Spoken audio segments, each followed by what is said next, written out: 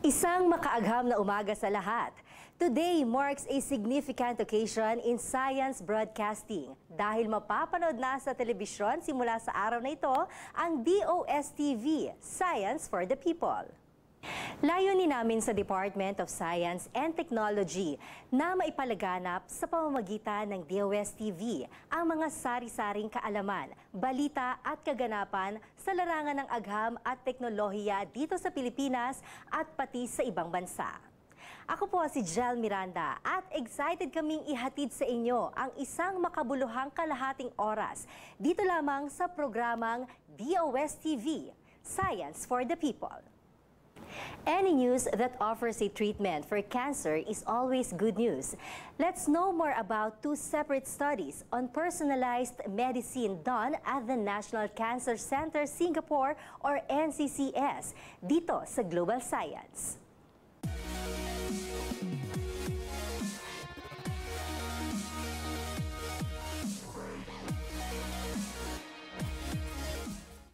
Two separate studies by Singapore-based researchers offer new insights into using personalized medicine to diagnose and treat cancer. Initial findings from a 4-year study by researchers at the Institute of Bioengineering and Nanotechnology of the Agency for Science, Technology and Research, or ASTAR, and the National Cancer Center Singapore, or NCCS, show that stem cells can predict possible side effects of anti-cancer drugs.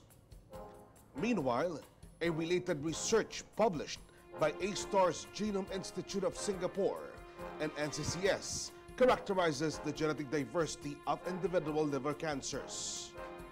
Advances in personalized medicine can ease public health burden, especially in developing countries where resources are limited. According to Piers Chow, Senior Consultant Surgeon at NCCS and Singapore General Hospital, drugs must be specific for each patient's genetic and immunological profile. He added that non-personalized treatment wastes resources without benefiting the patient. Chow and his team are now conducting tests that cover people from diverse ethnic and ethnological backgrounds across the Asia-Pacific to further their studies. On the other hand, Min Han Tan, principal research scientist at NCCS and leader of the other group, says their study could lead to the mapping of population-specific adverse effects of drugs for various ethnicities. Samantala, alamin ang mga kaganapan sa DOST at sa buong science community ng bansa. Dito lang sa Balitang Rapidost.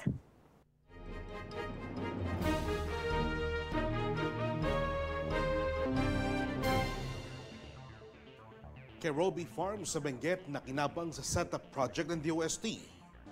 Tulong pinansyal at teknikal na nagkakahalaga ng mahigit sa 1.5 milyong piso ang ibinigay ng DOST sa ilalim ng Small Enterprises Technology Upgrading Program o SETUP ang Kerobi Farms sa Tuba, Benguet. Ito'y upang mapataas ang antas ng kanilang greenhouse na tinatamnan ng organic vegetables and herbs na siyang ginagawang tsaa. Traveling is my life. When looking for adventure, ang una kong ginagawa, bumiyahe at magbakasyon. Mas malayo sa ingay ng syudad, mas maganda. Kaya ngayon, tinodo ko na ang pagpapakalayo. Napadpad ako sa southernmost part ng Pilipinas, ang Tawi-Tawi.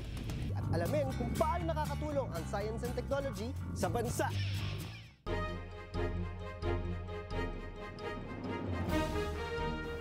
Ang Ang Pilipinas ang isa sa may pinakamataas na biodiversity sa buong mundo. Makikita ang magaganda at makulay na yamang dagat sa paligid na karagatan at kabilang narito ang coral reefs. Summer is not yet over, sabi nga ng DOST Pag-asa, dito lang sa SineSiyensya.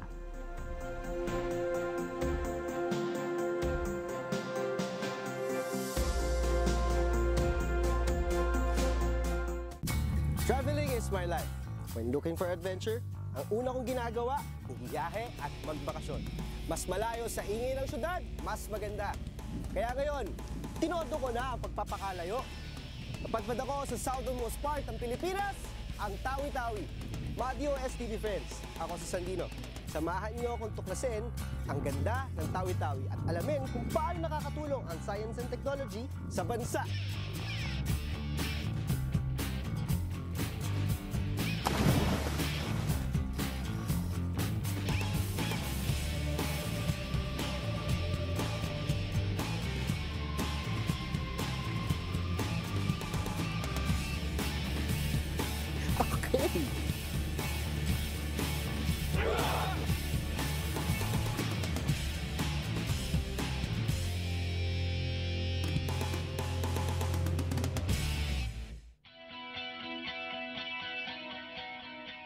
Nasa dulo man ng mapa, hindi naman magpapauli ang Tawi-Tawi pagdating sa turismo.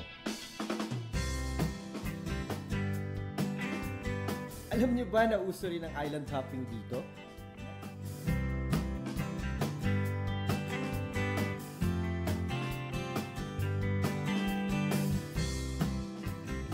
Ang Panampangan Island ay isa sa mga dinidevelop na tourist destination dito sa Tawi-Tawi. Pwedeng mag-diving dito, pero ang pinaka-binabalik-balikan ay ang pinakamaganda at napakahabang sandbar dito. Ang haba lang naman ng sandbar na ito ay umaabot ng 5 kilometers! 5 kilometers!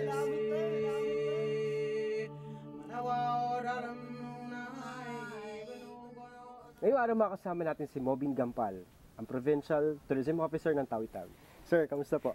Okay lang, magandang araw sa atin. Sir, kamusta po ba ang tourism natin dito sa Tawi-Tawi? Napakaganda ngayon ng tourism natin sa Tawi-Tawi, kung saan influx ng mga visitors natin na document. Isa sa mga activities na binabalikan dito sa Tawi-Tawi ay yung pagdadive ng ating mga magagaling na divers. Second is meron tayong mga majestic na area like the Budbungaw na tinitrek ng ating mga visitors. And of course, nandoon na yung pag-island hopping tsaka yung mga delicacies natin na talagang babalik-balikan ng ating mga bisita. In Tawi-Tawi, there are 13 hotels and inn. Kung halimbawa, mahina ang turismo, bakit malakas ang business namin sa mga hotels or inn?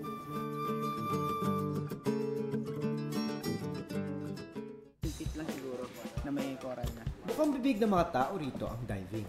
Masubukan nga. Pero dahil first time ko, dadaan muna tayo sa briefing.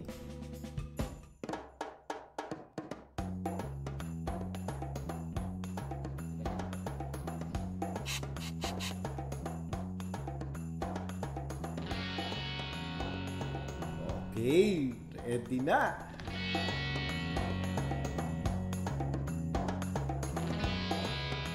Isa sa binabalik-balikan sa Tawi-Tawi ay ang diving. Tingnan nga natin kung bakit. Tara, kuya!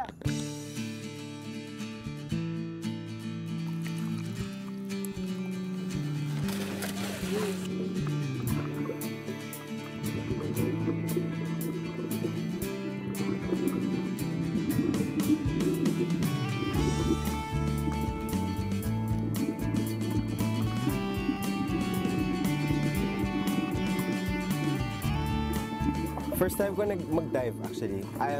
Nagsiskin diving lang ako so hindi ganun kalalim. 7, 8 feet lang. Pero ngayon parang nakadescend ako ng 15 feet.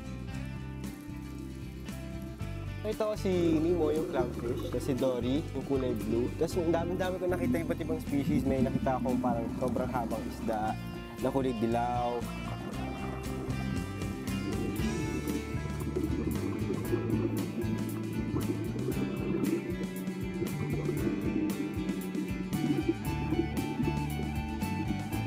Pag nakakita ng isda, okay. Kasi walang hand signals ng beautiful eh. Walang hand signals ng maganda. So, okay. Okay. So,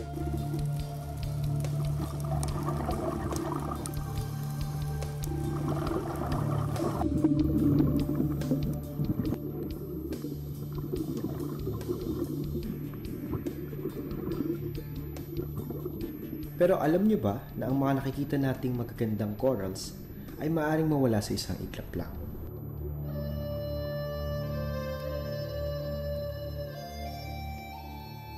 Meron tayong 27,000 square kilometers of coral reef. Mas maayos ang condition noon, pero along the years, ngayon, ang sinasabi na lang nila ay only 1% of the 27,000 square kilometers is in excellent condition. So yung iba, either poor or good lang ang coral cover.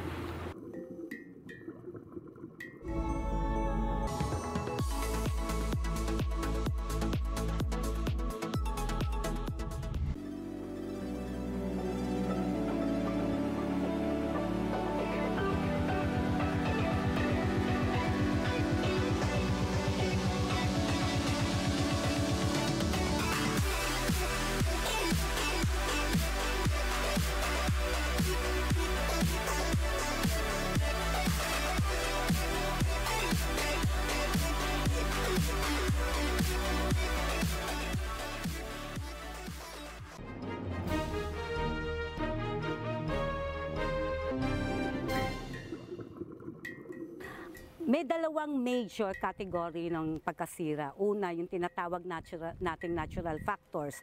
Ang natural factors, ito yung mga bagyo, yung tsunamis na ganyan, napakalakas ng agos ng tubig o surge. At meron naman tayong tinatawag na mas malaki ang epekto sa pagkasira, yung anthropogenic o yung man-made. Yung pagdidinamita, yung excessive fishing at the same time use of fishing gears na pwedeng hila ang mga corals o ma-uproot.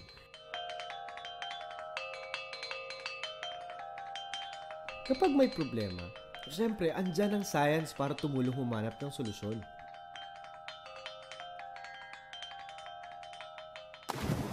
Ang ating research and academic community sa pangunguna of course ng DOSTv card ay nagkaroon ng programa, yung tinatawag natin Coral Reef S&T program. Tatlong component siya, yung tinatawag namin yung coral restoration using asexual reproduction, yung coral restoration na sexual reproduction, at yung national coral mapping. Asexual reproduction, isang paraan na ginagamit para paramihin ang mga coral sa tawi-tawi. Sa paraang ito, muling itinatanim ang mga tinatawag nilang corals of opportunity o mga piraso ng corals na maaari pang mabuhay. Dalawa ang paraan ng pagtatanim. Una ay ang pagpapalaki sa Coral Nursery Unit o CNU. Ang CNU ay ang frame na bakal na inilulubog sa dagat. Dito itinatali ang mga corals of opportunity gamit ang cable ties. Mananatili rito ang corals of opportunity ng 2 to 3 months. Kapag stable na ito, lilipat na ito sa bato.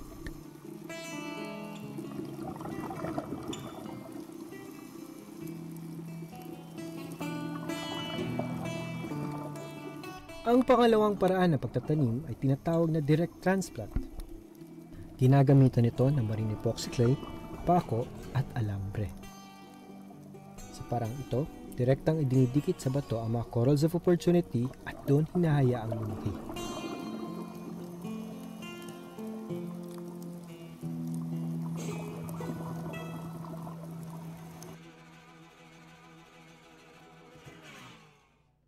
Kagaya ng mga ibang proyekto ng DOST, importante yung sustainability. So pag sinabi mong sustainability, after the funding, after ng DOST support, maitutuloy ito. Since nasabi ko una na ang coral reef ay matatagpuan sa municipal or city waters, importante na ang ating local government unit ay maproteksyonan at mapangalagaan yung coral reefs. Ngayon naman, dahil sa tulong ng mga local people natin, ng LGU, syempre may mga programs din ang Department of Science and Technology na na-innovate yung mas magandang proseso kung paano ma-restore ang corals natin. At dahil sa tulong na yon, nagkakaroon ng mas maraming tourists ang pupunta sa atin dahil nga mas maganda na ang mga corals na titingnan nila. In relation to tourism, doon sa restoration ng corals, isa pong higanting proyekto ito ng DOST na kung saan hindi lang niya binubuhay si corals, binubuhay niya si buong Tawi-Tawi.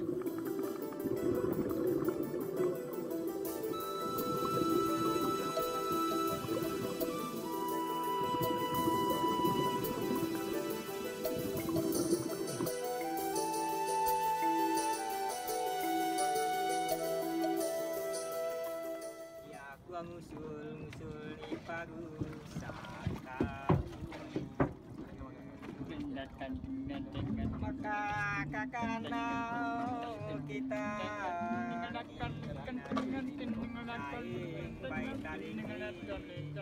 Sa muling pagkabuhay ng mga corals, sumigla rin siyempre ang kabuhayan ng mga mangingisda. Marami sa kanila itinigil na rin ang pagdidinamita. Isa na rito, si Rani Timba. Pagkain po ito, doon po makawalong tahon. Kaya ako ito mga nagtibag, wala man yung pangisa, wala man yung pangisa ka natin. Wala magtibag, kaya tawag ko magkabato eh. At ang kalaban niya nakarapupo, wala makaano ba? Makasingyang isa ka. Kala pahali na ako magtibag.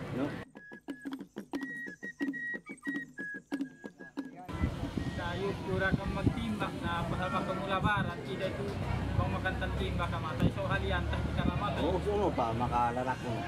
Makakabatu.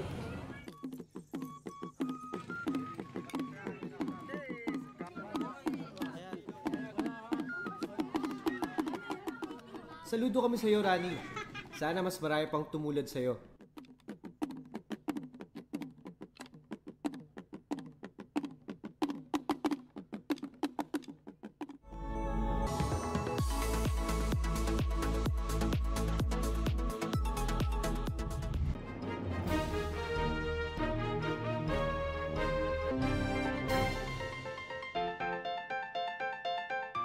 Tuloy pa rin ang trip natin sa Tawi-Tawi.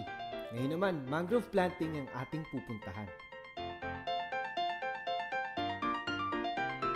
LGU, Rotary and Rock, Marines! Let's go planting!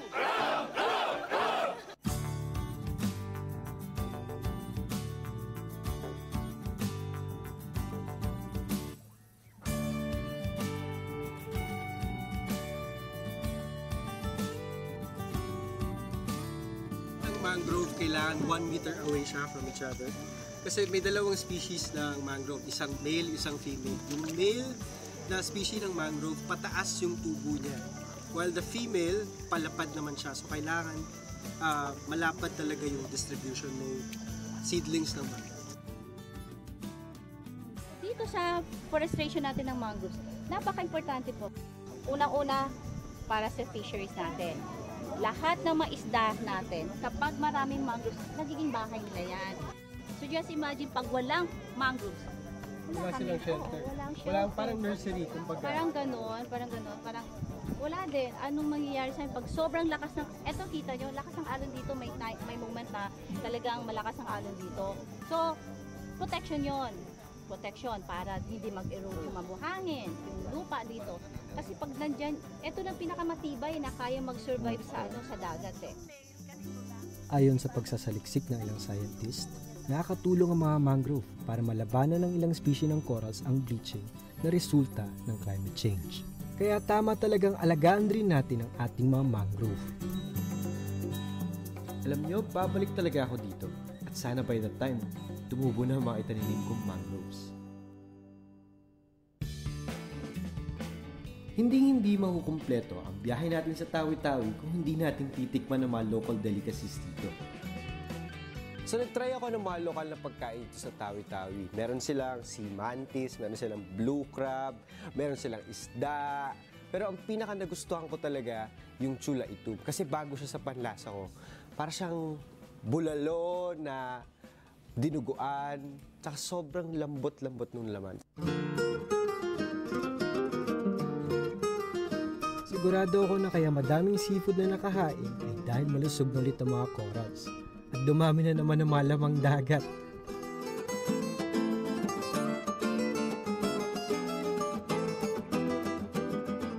Ang dami nga nilang hinanda eh. Siguro sa sobrang busog ko, ayun, inantok na ako.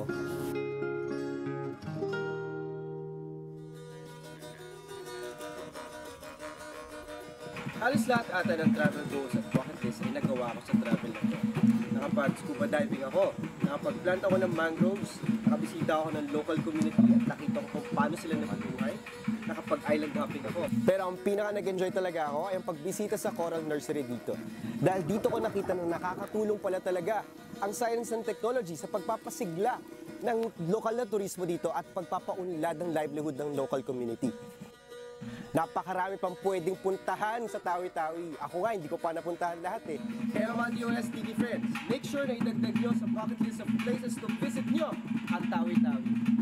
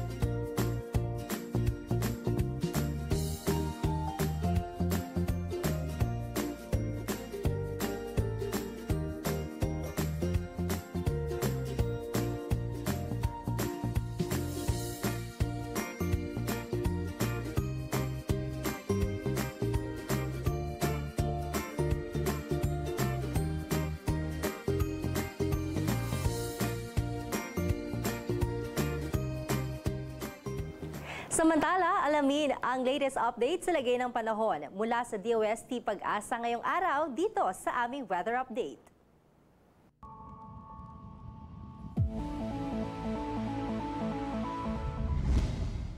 Magandang umaga din sa iyo, Miss Jel, at sa lahat pa po ng ating mga kababayan.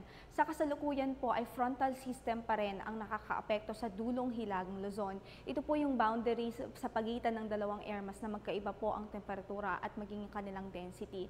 At usually po ito ang sanhi ng weather phenomena katulad na lamang ng mga pag-ulan at pagkidlat, pagkulog. At sa ngayon ay nararamdaman po yan ng ating mga kababayan dito po sa dulong hilagang Luzon.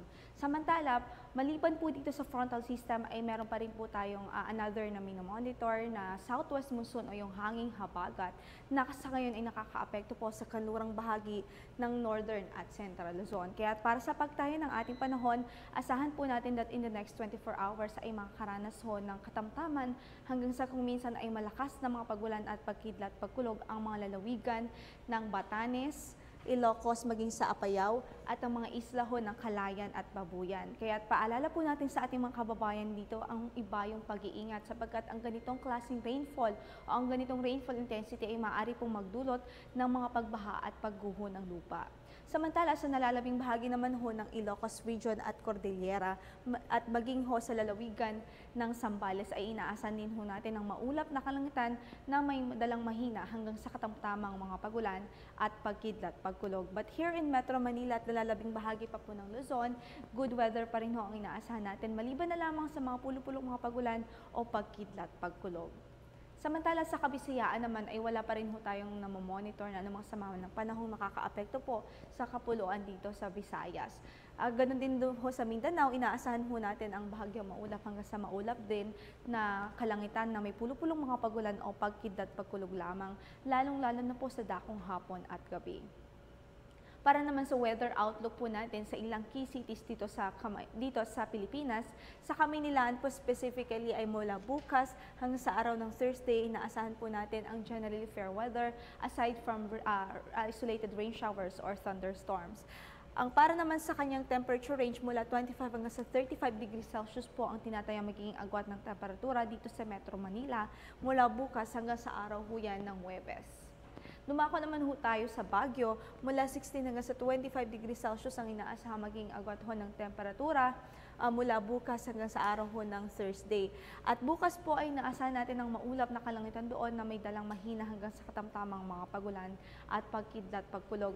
Pero kung mapapansin po natin sa araw ng Wednesday at Thursday ay maaari na pong mag-improve ang weather doon sa Baguio. Dito naman sa Metro Cebu, bahagyang maulap hanggang sa maulap din na kalangitan na may pulupulong mga pagulan o pagkidlat, pagkulog lamang ang maaaring maranasan simula bukas hanggang sa araw ho ng Huwebes. At para sa temperature range na mula 26 hanggang sa 32 degrees Celsius po ang tinatayang magiging agwat ng temperatura doon sa Baguio mula bukas hanggang sa araw ng Huwebes. And lastly, on Metro Davao, mula 26 to 33 degrees Celsius po ang tinatayang magiging agwat ng temperatura doon bukas, samantalang 26 to 32 degrees Celsius naman po sa araw ng Wednesday, and then 26 to 33 degrees Celsius po sa Huwebes. At para naman sa kanyang weather outlook, inaasahan pa rin ho natin ng bahagyang maulap hanggang sa maulap na kalangitan doon na may pulupulong mga pagulan o pagkidlat, pagkulog. Wala ho tayong gale warning na nakataas sa anumang bahagi ng ating mga baybaying dagat sa araw na ito, kaya't pinapayagan naman ho ng Philippine Coast Guard na pumalaot ang ating mga kababayang mangingisda, maging yung mga gumagamit ng mga liliit na sasakyang pandagat. Ang sunrise po natin for today is 5:26 in the morning at lulubog naman ang araw mamaya sa ganap na alas 6:21 ng hapon. Yan ho ang latest mula dito sa Pag-asa. Ito po si Lori de la Cruz.